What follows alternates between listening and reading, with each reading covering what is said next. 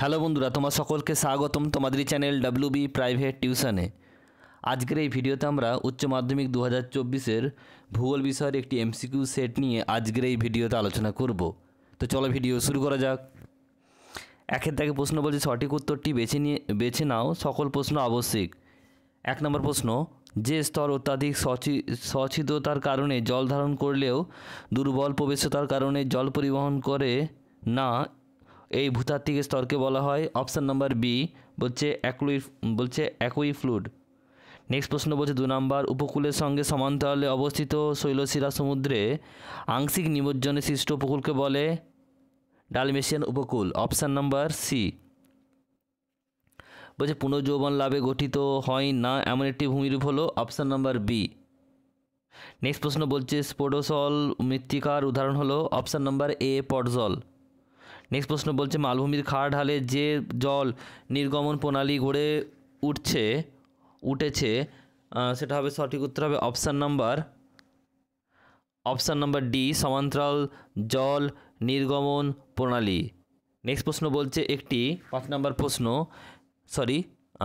প্রশ্ন, একটি আধা প্রাকৃতিক দুর্যোগের উদাহরণ হলো, অপশান নাম্বার সি, বলছে বাঁধের ছাড়া জলে বন্যা।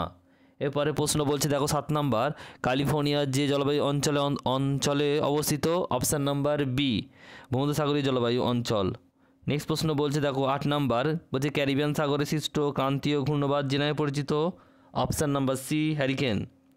নেক্সট প্রশ্ন বলছে দেখো 9 নম্বর প্রশ্ন, সংরক্ষণযোগ্য উদ্ভিদ ও প্রাণীদের সংখ্যা যে পুস্তকের মাধ্যমে প্রকাশ করে তাকে বলে red data book, option number D. Next প্রশ্ন বলছে 10 নম্বর, শ্রীলঙ্কায় যে ফসলটি লিভিং ফার্মোস নামে পরিচিত তা হলো, অপশান নাম্বার সি, ডাব।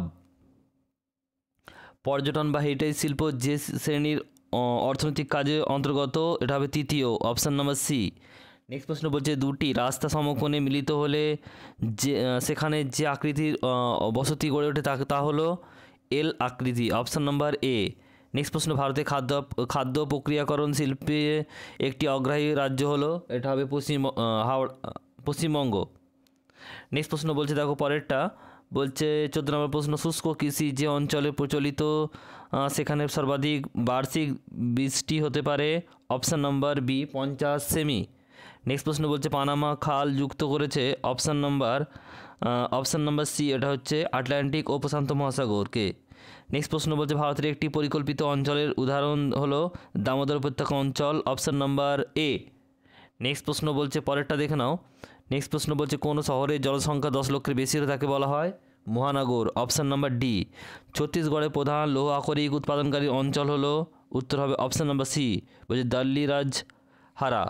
নেক্সট প্রশ্ন বলছে দেখো জীববৈচিত্র্যের হটস্পট এর একটি উদাহরণ silent valley, option number D.